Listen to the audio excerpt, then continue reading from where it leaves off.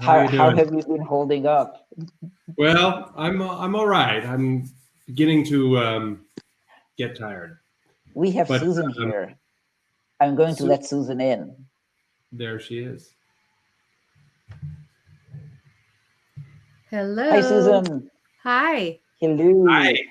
You can hear me? We Yes. can hear you perfectly, That's and we can see you as wonderful. well. Welcome.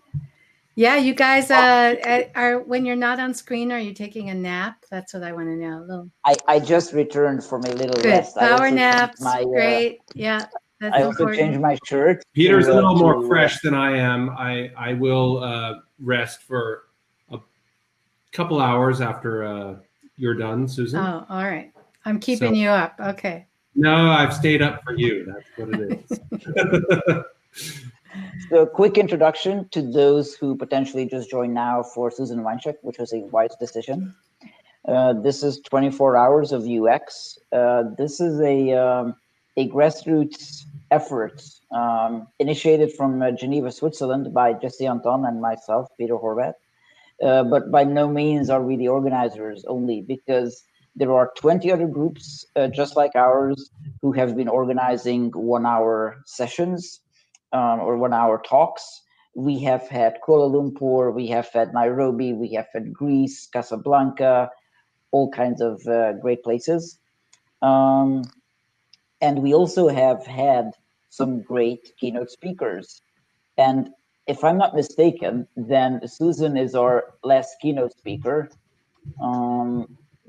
Yes, but by no means the last talk. So here on this stage, we have continuous content for 24 hours, which Jesse and myself are trying to keep up with.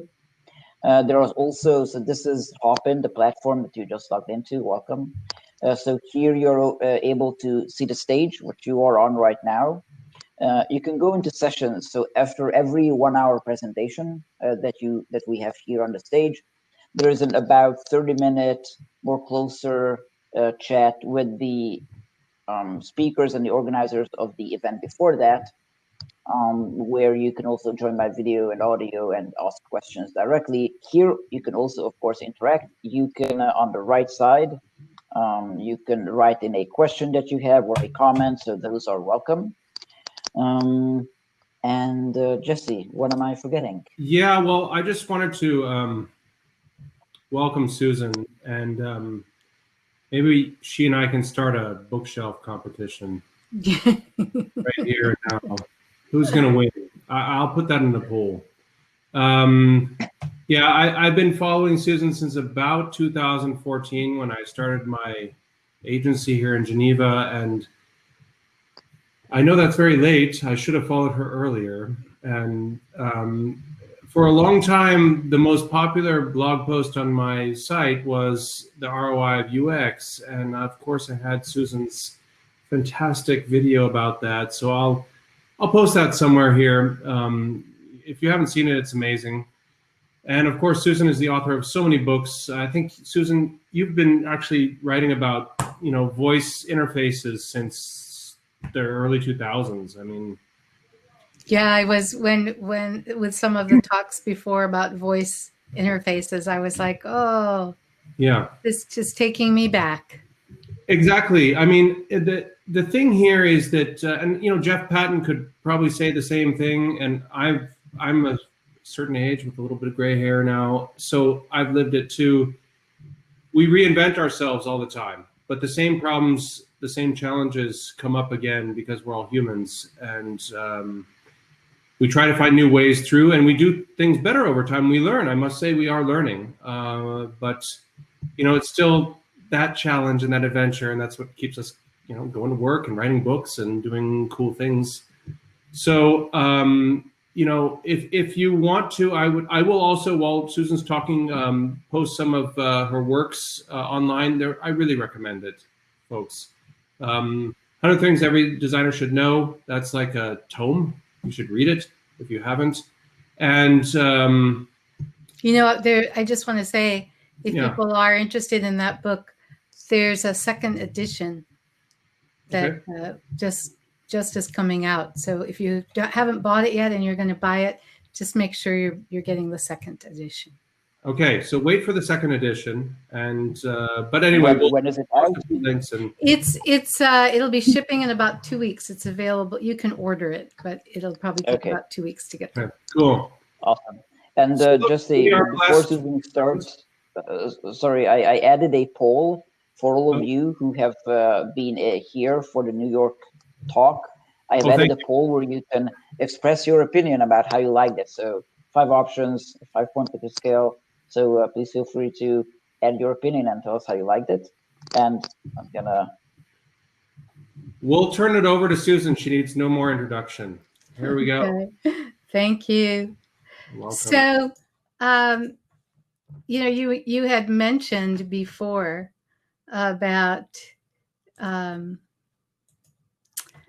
that things change and then they kind of don't change, and I definitely have a fascination with psychology and behavioral science and how that applies to design, and that's what really this talk is about, because I want to talk about designing for behavior change.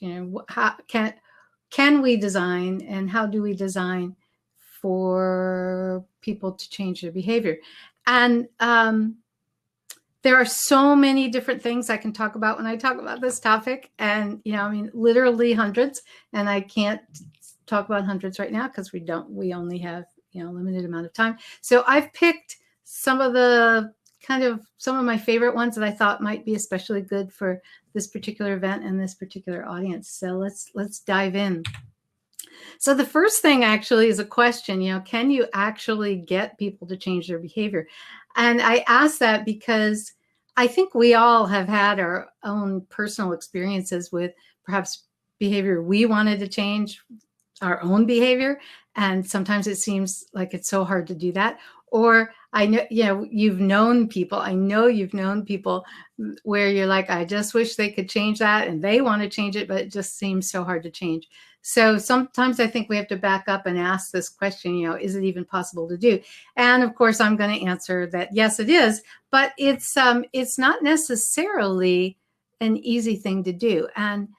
And this is where, I'm a science nerd. I love science. I love research. So this is why I think it's so important to bring science and the research into this conversation. What is the research? And there's so much amazing research that's been going on for decades, but especially in the last, several years about behavior change. So that's really what I wanted to share with you is some of my favorite research on behavior change. And I want to first talk about long-term behavior change. Sometimes I think when we're doing design, I know when clients hire us to work with them on this intersection between behavioral science, psychology, and design. And sometimes they have really, the behavior change they want is like really immediate. Like, how can we get people to click on that link or click that button or come back or sign up or register? And those are great questions, and we answer those questions. But then I'm sometimes interested, and some of my clients are sometimes interested in more long-term behavior change. And so what I am finding in the work that we do, but also in the research, is that if you want to get lasting long-term behavior change, I'm really starting to go with the idea that changing someone's self-story is kind of maybe the only way, or at least it is the most powerful way to do that. And there's, in one of my books, the book, How to Get People to Do Stuff, I talk about 7 drivers of motivation. And you'll notice that one of these, it's actually number 6 on the list. These are in no particular order, but number 6 on the list, the power of stories. And when I talk about the power of stories, I mean not only how our natural way of thinking is in a narrative or story format, but I'm also then talking about this idea of self-stories. So what we know is that people have stories about who they are and why they do what they do.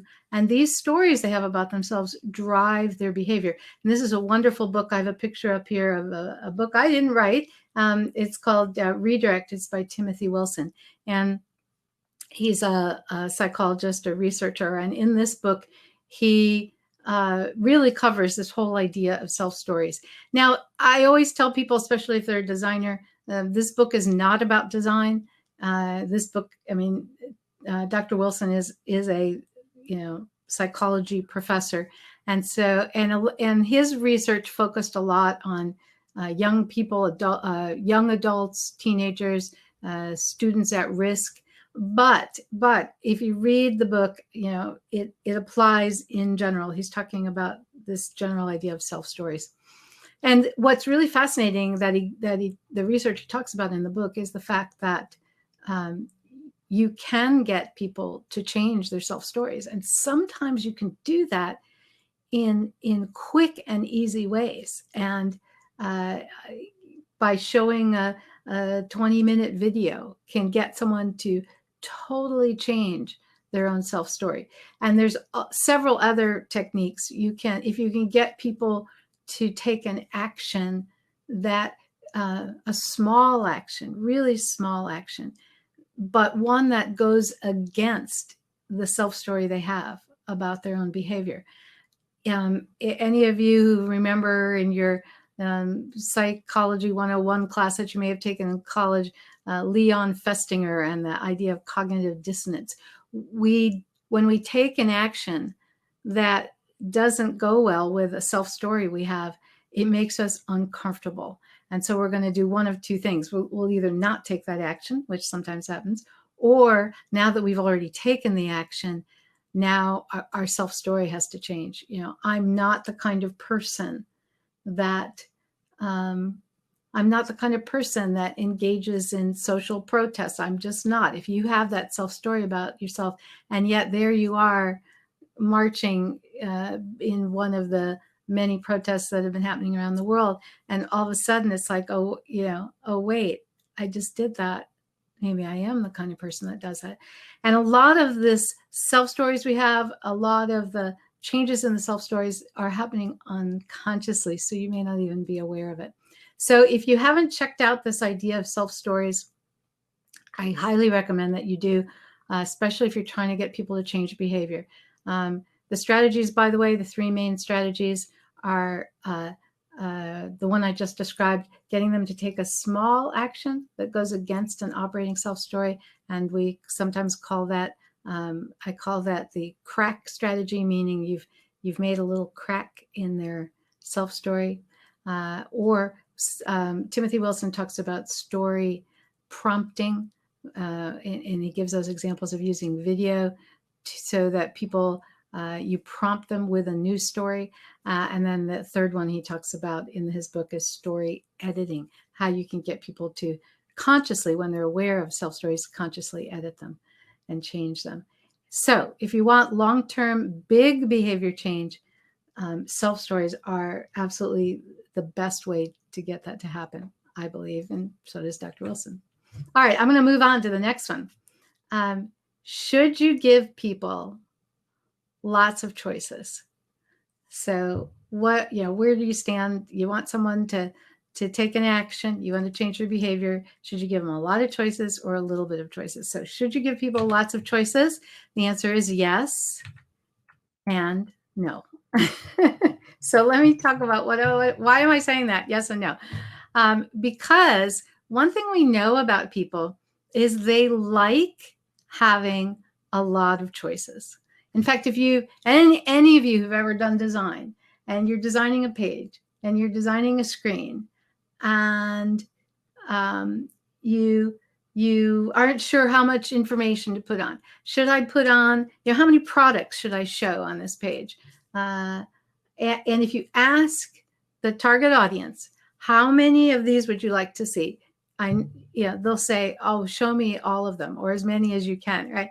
People like having a lot of choices. This actually goes to the what I call the old brain, or the my term is not reptilian brain, that's been around for a long time, but the part of the brain that has to do with our survival equates having, if you have a lot of choices, it means you're in control. If you're in control, you're going to survive. So we have this natural tendency to want a lot of choices. But we know that if you give people a lot of choices, they won't choose anything at all. They'll just stop. They'll glaze over. Lots of research on this, that if you give people a lot of choices, then they tend not to choose at all. So it's best to limit the number of choices, but you need to be aware of the fact that people like having a lot of choices. So it's usually a good idea to give them a few choices. And by the way, that few number is really 3 to 4 at most, if you really want someone to take an action, and preferably, 2 or 3. So it depends somewhat on the situation, but more than 3 or 4 choices, and you're really upping your chance that they won't choose anything at all. And the research on choices, I think, is just fascinating, because what we know about choices is that not only does it have to do with the fact that if you give them too many choices, they won't choose, but there's some interesting research about satisfaction. Like, how satisfied will they be with their choices if you give them a lot of choices? And in this research, what they found was that if you gave people a lot of choices, and they did this research with chocolate and with all different kinds of things, if you give them a lot of choices, then later on, after they make their choice, and they, in this case, consume their choice, they are less satisfied with the choice they made. So if you've forced them to make a choice, so it's not that there's so many choices they're not choosing, but they make a choice, now they're like, oh, maybe that wasn't the right one. Maybe I should have chosen something else. So if you want people to be happy with the choice that you've given them, then you may need to limit the number of choices, and then they'll be more satisfied with the choice that they did pick. All right. If you give people information, will that help them make a decision? So I want to talk about some of the, what is some of my favorite research on decision making. And there's so much wonderful information on decision making. This has to do with where decisions are made in the brain and how decisions are made in the brain. So before, well, I am going to answer this one. The answer to this one is it depends. So in order for me to explain why it depends, I need to go in a little bit about where decision making occurs in the brain.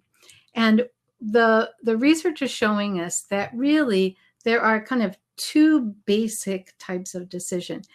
One is a habit-based decision, and one is called a goal-directed or value decision. And what we have learned about this decision-making in the brain is that these 2 types of decisions, habit versus goal or value-directed, occur in 2 different places in the brain. So just to give you an example, a habit decision would be, I go into the grocery store, and maybe I'm even talking on the phone with my sister, and I'm not really paying attention too much in the grocery store. And I just go and reach for the cereal on the shelf that I always eat every morning. And I just reach for the cereal and I put it in my cart. I don't even think about it. I mean, I just see it and I put it in, and I'm having a conversation. That's a habit-based decision. I made the decision to purchase that cereal, but really I made that decision just based on habit. Versus a goal-directed value decision. Maybe I'm trying to decide whether I should look for another place to live, whether I should decide to get into yoga, or should I do Tai Chi, like which one would be best, right? So I'm comparing, I'm valuing, maybe I'm deciding whether something is worth it or what the value of that thing is. So that would be a value-based decision. And what we know is that at any given moment, when you are making a decision, you're making one or the other, but not both. And the reason we know that is that we know that actually these 2 types of decisions happen in different parts of the brain. So the goal-directed value decisions are made in the orbital frontal cortex, called the OFC, kind of up here. And habit decisions are made actually really, really deep in the brain. I'll show you a picture here. Let's look at this picture. So we have our where it says prefrontal cortex. That's right here where your forehead is. And so goal-directed value decisions are made there. But you see, habit decisions are like really, I can't point to it because it's deep inside my brain, but they're made deep in the basal ganglia. And the research that's so interesting about this is that when the orbital frontal cortex, which is where a lot of your conscious thought is, when that is activated, the habit part of your brain gets quiet. And when the orbital frontal cortex is quiet, the habit decision part of your brain gets active. And literally, they seem to not be going at the same time. That's what the research is showing us. It's one or the other, but not both. And I don't know. I like this stuff. I think this is fascinating. So then coming on top of that is the research that shows that if you give people a lot of information, what impact does that have on this? Well, first, let's talk about making, if let's say I'm making a habit decision, I always buy this olive oil. Actually, is the olive oil I buy, but I always buy it. The only thing I do is maybe change the date it's arriving. It's a habit decision. I really don't have to think about it. If, however, in the process of my doing my usual order for olive oil, you decide that this is a good time to show Susan about how wonderful the olive oil is and about all the different grades of olive oil and why this olive oil is better. And now I'm reading all this, and actually maybe do I want the extra virgin olive oil? Do I want the cold press? Is that what's really important? If you give me information to look at and read and think about, what happens is you are automatically activating that OFC, the orbital frontal cortex, which will shut off the habit decision. So now I'm reading this and I'm like, oh, well, did I know all that?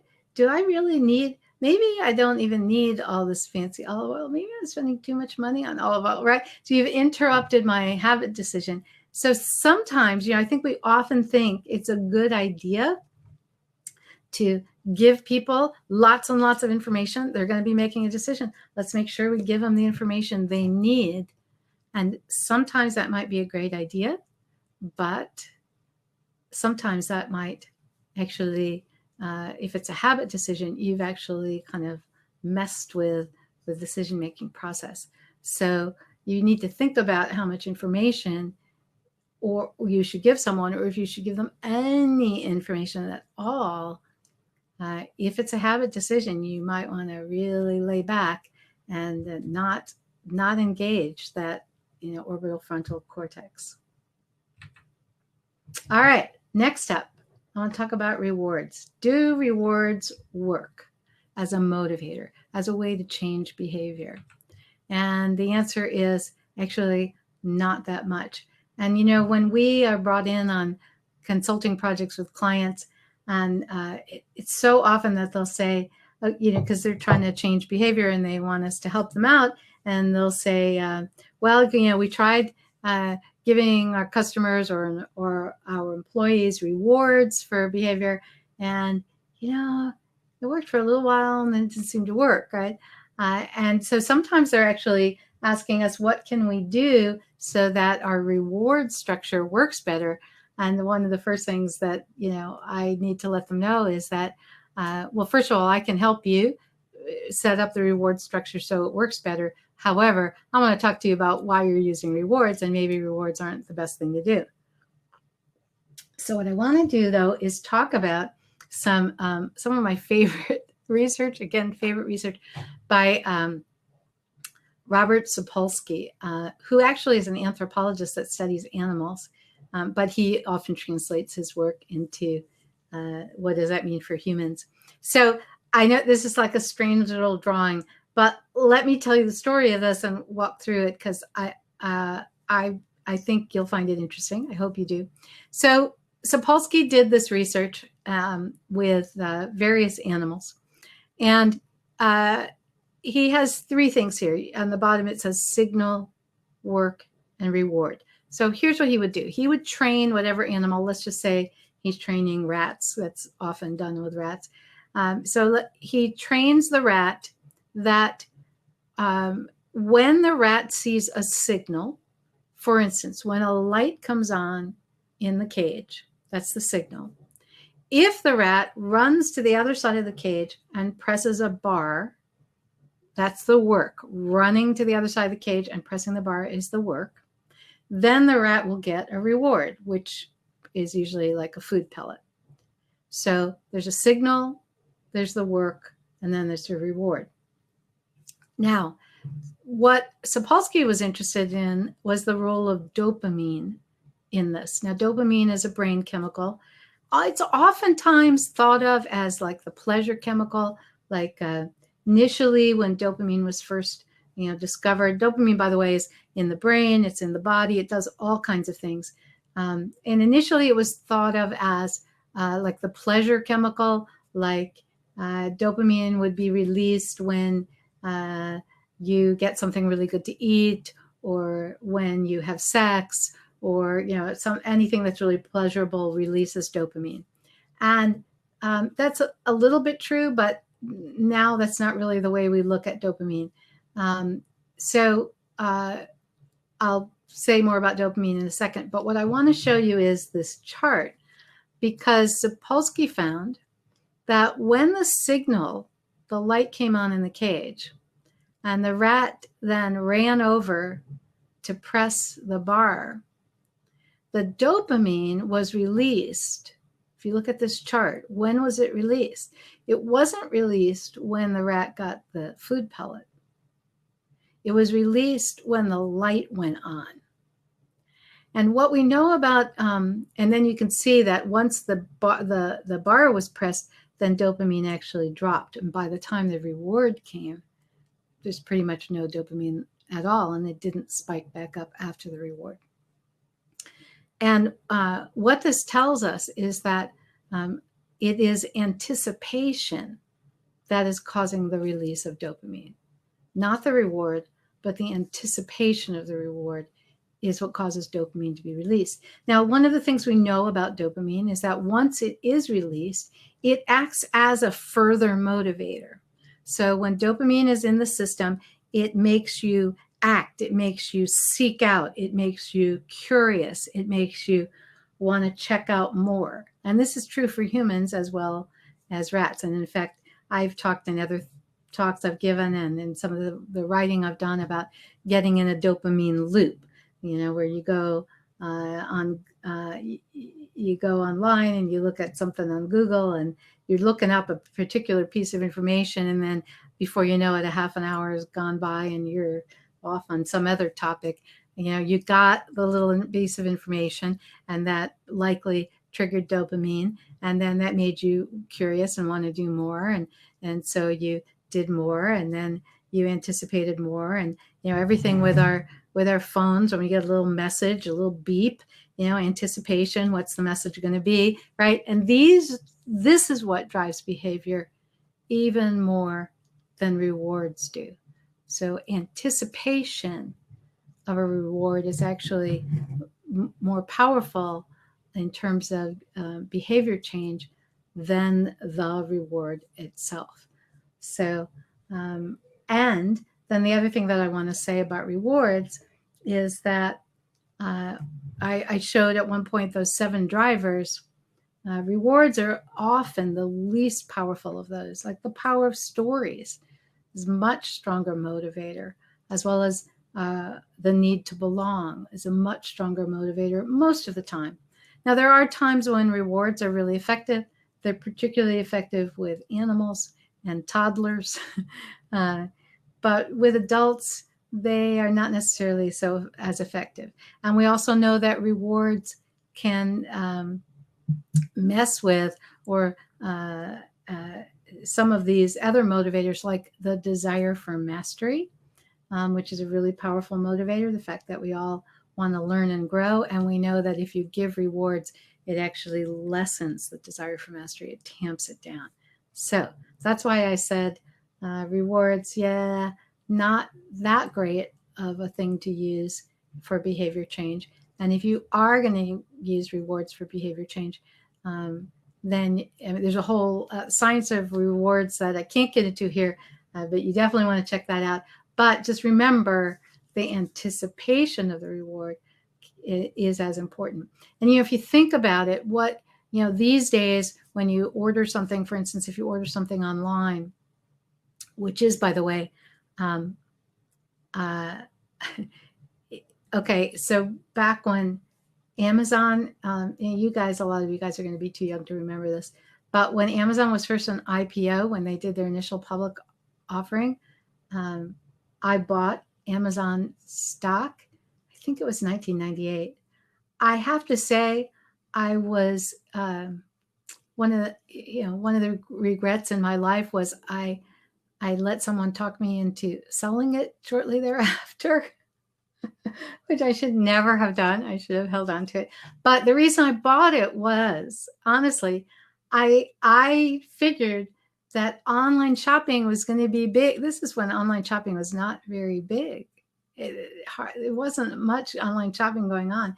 And I figured it would be big because of anticipation, because you don't get it right away. And some people were saying that's ridiculous. If you don't get it right away, that's worse. People want to go to the store and they want to get it right away. And I'm like, yeah, but now they can't anticipate it. And that'll be a good thing for more online shopping. And if you've noticed, when you order something online, you get this all these messages, right? Thank you for ordering, and here we confirm your order, and it's almost ready for shipping. Oh, it's been shipped. Oh, it's on its way to you, right? And that just builds on all this anticipation. It's also good customer service. But why is it good customer service? Because it keeps the anticipation going. All right, enough on that. I'll move forward. So I mentioned Robert Sapolsky, and he's the one that came up with this idea that dopamine is released in anticipation of a reward. So let's go to our next one, which is there a secret formula for behavioral design? And well, this is kind of a trick question. Yes, there is, but that's because my partner and I, my business partner and I invented one. So but I want to talk about this little calculation here. I was so my business partner, who's also my son, Guthrie Weinschenk, and he's a behavioral economist. So I have a PhD in psychology, and I'm all about psychology and the brain and what do we know about humans that's true for almost everyone, right? Just because of the way our brain is and because of evolutionary psychology and all of that.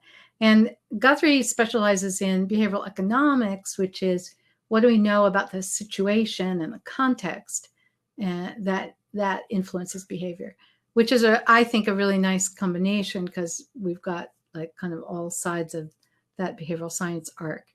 But because he's an economist, they're very metrics oriented. And so we were talking one day about, is there a formula for behavioral design?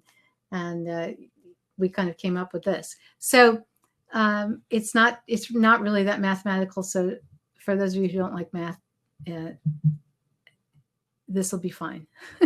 So QBD. So the quality, Q is the quality and BD is the behavioral design. So how good let's say that you're trying to figure out how can we get our customers to come back and buy another product from us. How can we design is there something we can do about the design of the workplace? What the talk right before this one, can we do some things with design that will help people to engage in more safe physical distancing because COVID is still around. So that's we're working on a behavioral design to change that behavior or get that behavior to stick.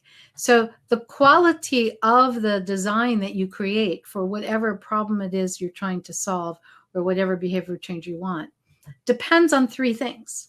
So one, it depends on knowledge of the humans.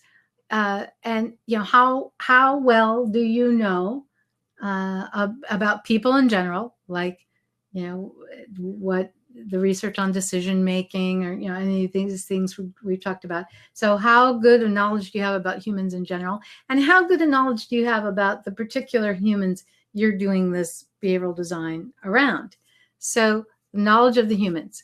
If you know a lot about people and behavior, and if you know a lot about your target audience, then this knowledge of humans number goes up, and that means the quality of your behavioral design is going to be better. You'll come up with a better behavioral design. KS is knowledge of the situation. So, what's the situation in which this is happening, the physical situation, the dynamics of other people, the particular variables that are going to affect their behavior. So we were working with a client recently, and this was the behavior design that we were trying to do was in the context of teams and working together in a team. So it wasn't just an individual. We had to take into account the dynamics of the team, and these were there was teams in different areas and different regions, and they were international teams. And so we knew that the situation was going to affect how we did our design. So the more you know about the situation, and you're not just designing, what's the situation? What's the context? Where are they? Are they doing this with other people? And if you go, I don't know, then you don't know much about the situation. So the more you know about the situation, the better your design will be. And the last one is P for process. So there are, if you're doing, we could probably debate for a long time about, UX process and UX methods. And there was a talk earlier that I just loved, talking about, sprint design and using that as your process. We could argue for a long time about, agile UX or lean UX or user-centered design, and so on. What a process does, whatever process you're using, what a process does is it makes sure that, this is from a behavioral science point of view, it makes sure that your own cognitive biases, your own usual way of doing things that maybe aren't helpful, that those won't necessarily filter in and affect your design, or at least if they do, they'll affect it in a positive way. So we have what we call the behavioral design model, or the behavioral design process that we've put together, and it's not really a design process because it's a behavioral design process. So although it looks pretty familiar, right? Describe, decide, design, test, implement. That's not that different from whatever design process you might be using. But there's some differences in here that we think are really important. And I'm just going to talk about one of them, which is getting all true facts. When you want to change behavior, you've got to be, maybe it's brutally honest with yourself and with the team. There are so many situations that we have seen with clients where they're not being truly honest with themselves about the people whose behavior they're trying to change. We all come to these sessions, the behavioral design sessions, where we want people to change their behavior, and we all have our own theories about why they're doing it or why they're not doing it or what's really important. And We have to be able to set that aside. I mean, even Guthrie and I, as the, quote, experts and the outside consultants, we have to set our own biases aside so that we can really listen, so that we can really dig in and find out, okay, really, what is it you want people to do? How would you really measure that? What's the outcome you really want? What's really going on right now? Why is that going on? Why is the behavior change happening or not happening? And try to be as honest as possible. If you want to get behavioral change, you're going to have to kind of do some soul searching if you really want to get people to change their behavior. So I'm just going to back up for 1 second to that formula. So that's the process part. So the more you know about people, the more you know about the situation, the more you know about the process. I mean, the more you follow a process to help you get past your own biases, then the better the behavioral design that you come up with will be. So having said all that, here's kind of a summary of what we talked about. To get long-term behavior change, you got to change the self-story. Give people choices, but just a few. If it's a habit decision, don't give them too much information. Use anticipation, not just rewards. And make sure you learn about people, the situation, and you follow a process. Now, I hope, to share my screen, I'm just seeing the big screen. So I'm hoping some questions came in. I have a few more things that I want to mention, and then we're gonna turn to questions. If you're interested in learning more about this, and I know some of you are probably pretty knowledgeable about behavioral design, but if you do want to learn more, I have some suggestions for you. We do a podcast called Human Tech, and we talk about the intersection of design and behavioral science. So we have, sometimes it's just me and Guthrie, sometimes we have guests on. I've just booked a bunch of really wonderful authors and guests coming up in the next couple of months. So check that out. We just recently did it past our 100th episode. That was kind of fun and exciting. So you can check that out if you're interested in subscribing to our podcast. We have a lot of online video courses, and some of them are free. So you might want to check that out. And there's a section you can go to that says free resources, and that'll show you which of the courses are free. Some of them are not, but a lot of them are. Books were mentioned before. This is the second edition of 100 Things. Just came out, how to get people to do stuff. I mentioned I have 100 more things. And then I do want to mention Guthrie's book. It's called I Love You Now, Read This Book. It's about human decision-making and behavioral economics. So check that one out as well. And then here's some information about where you can contact me. All right. So do we have questions? So, hi, Susan. So let's see what we have here. I have a quick question, which will hopefully give me time to scour the the chat. Give me one second. Put on my headphone. Hello. Yeah. To improve my hearability. So, hundreds of years ago, we didn't know all this, or we may have sort of felt or had a hunch that maybe these things were, but we didn't really have a scientific proof around it. Now we know these things. If we fast forward 100 years or 200 years or how many times when this will be wider spread, knowing these, will we be able to change our behavior or fine-tune our behavior and be more aware of why we're doing what we're doing? Because you mentioned as well in your discussion with the clients that you have to sort of tone down your biases. Will we be able to do this as like human beings in however much time to really like knowing it to then change it? Yeah, interesting question. So there's a couple of different factors here. One is that first of all, humans, in a lot of things, humans don't change very fast, right? So a lot of the things about human behavior is based on, evolution, and right. And that took like what, thousands or tens of thousands or hundreds of thousands or millions of years to get us here. And so there are some things about us that just aren't going to change very fast. So I don't know how different we will be in 100 years.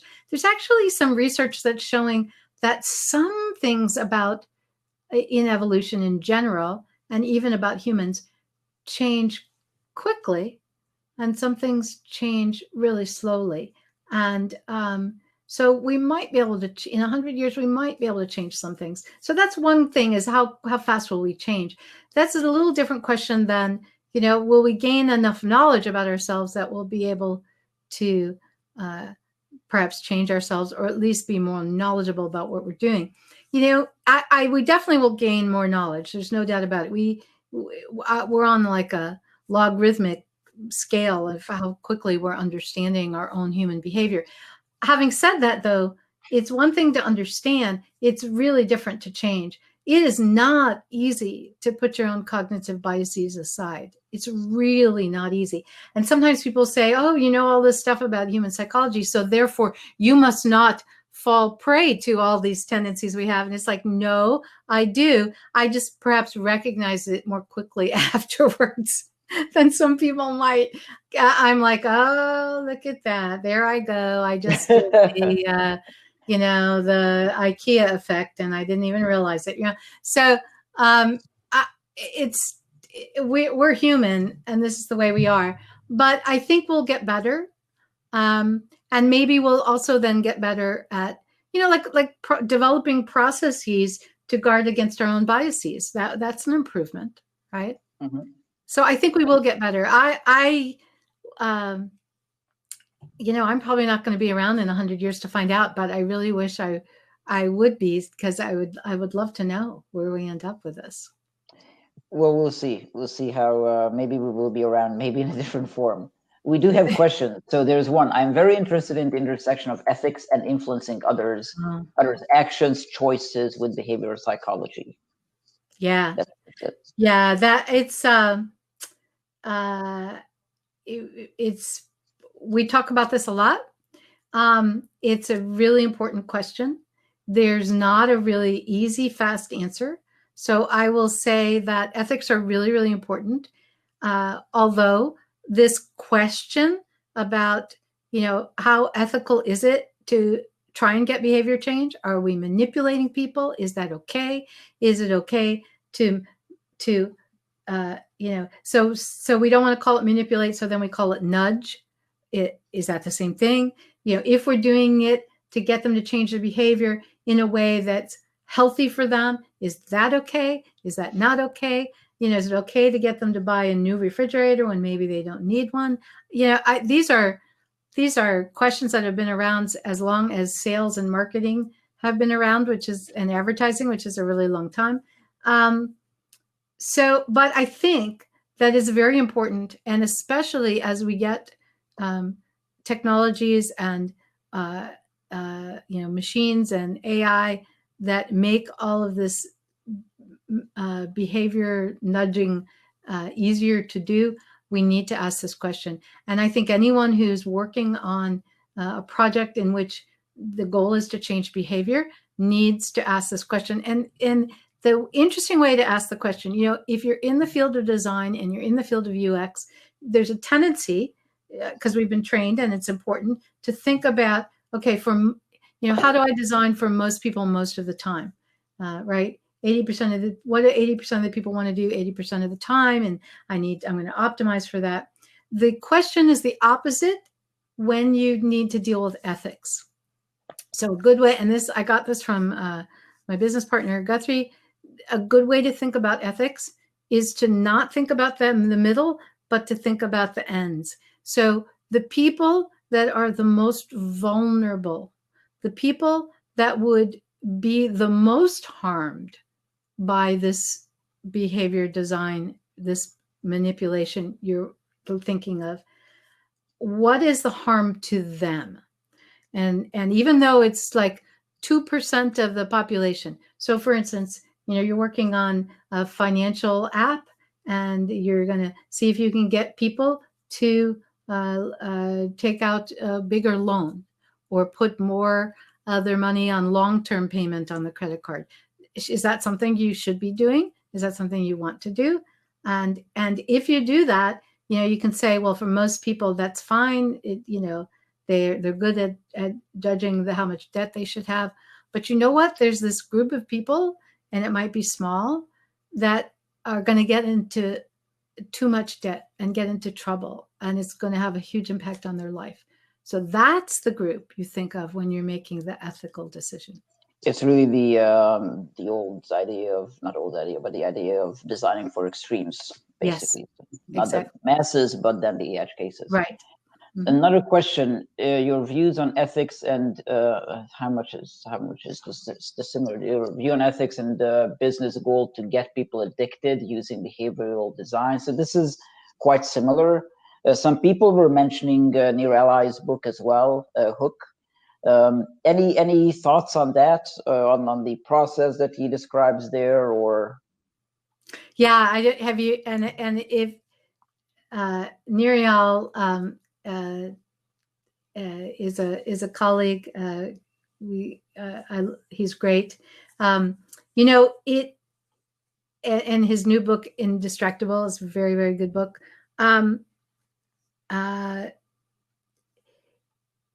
It is easy for people to, I don't usually use the term addicted. I use the term conditioned. It's based on Pavlov. It's a conditioned response. I talk about it a lot. Is that a good thing? If a client asks me to help make the product addictive, I'm sure I would parse that out and talk in a lot more detail before I would take that project on. So, I think that we sometimes throw the word addicted out too much. If what you're saying is you would like someone to use your product in a habitual way and become a habit, that's not necessarily a bad thing. I mean, that's not necessarily a bad thing. Depends on the product and what's the behavior and what you want them to do. So I would be willing to have the conversation, but I'd want to dig in more before I would say that that's ethical. Sure, thank you. There was another question. Other than deep reflection, are there methods that allow us for easier recognition of cognitive biases? And I might even double this question by saying as users or everyday people, and also as designers. Yeah, so is the question, how do you identify the possible cognitive bias? I would say yes. So methods to allow for easier recognition. So recognizing cognitive biases, I'm guessing, in ourselves and also as designers in our work. Yeah, so first thing is to become familiar with what the cognitive biases are. And, we teach a workshop on behavioral design and we go through, there are like 144 cognitive biases. So you're never going to be able to keep them all top of mind, but there's probably 10 of them that are the most common ones that are going to be the most problematic as a designer. So for instance, the IKEA effect, which I mentioned before, which is actually named after the IKEA stores, which is the idea that if you build something yourself, you're going to become more attached to it, right? So as designers, if we work on this design, and especially if we work on it alone, back to that sprint idea that was talked about before, if you're working with a group, you might not become as attached. So to understand, what are the top most likely cognitive biases that I could fall into. And really the best thing you can do is keep a checklist, is follow the process that'll protect you, and then keep a checklist of the cognitive biases and ask yourself, am I, and you're going to have a hard time, you'll recognize it after the fact. That's the problem. As you said, you'll recognize it, right away, and then you can change what you just did. Undo that order. It was funny because after you mentioned this anticipation after ordering, but before the reward, there was a discussion that developed in the chat about how long people are waiting for their books. And it was sort of, some people were upset that they now have to wait more, and some people were upset that now they will have to wait less because they have less opportunity to have that experience. Exactly. Have that dopamine. There's also something that we could go into had we had more time, but maybe just your thoughts. So there's someone mentioning that it's great that you're sort of clearing up this distinction between addiction, habitual, and conditioned behavior. Some other people, saying that, depends on the context, or it's just wordplay. How do you, maybe, I think it's a big topic, but maybe good for parting words. Yeah, I mean, to me, and it really is just how you want to define it. But I believe when I use the term addiction, I'm usually referring to, being addicted to a substance, an actual, because there are things that happen in your brain when you are addicted to cigarettes or alcohol or drugs. It's a very specific brain chemistry that is addiction. Now, conditioned, right? The Pavlovian conditioning can be very powerful and very automatic, but it's not the same as being addicted. And it's much, I mean, I can break my, addiction to my phone. I mean, it may not be real easy, but it can be done. And without me getting sick and ruining my life and so on. So I just tend not to use the term addicted. I talk about conditioned behaviors, which are really another way of saying habit. So to me, conditioned behaviors and habits would be pretty much the same thing. And then addiction is kind of something else in my mind. And I think that was perfect because it basically cleared up that part of, I don't think so, I think so, it depends on context, it's just wordplay. Well, it's science, because we looked at the brain, and the brain, has different things based on, as you mentioned, substance abuse or substance usage and addiction, and this so-called addiction, which is then in your words not addiction, to our social media stream and its never-ending scrolling. Susan, thank you very much. I mean, we have your contact details there, so people can check you out and your company, the TW. So thank you so much for being with us. Contrary to Jay Knopp, who we had a couple of hours earlier, in a different day, but it was the same 24 hours. You were one of the first keynote speakers who came on board, so thank you very much for that. Oh, thank you so much for having me. And really, thank you. We will be definitely in contact with you, and it's been great. And yeah, just thank you for answering the questions and staying with us for this time, and have a great day. Okay, thanks.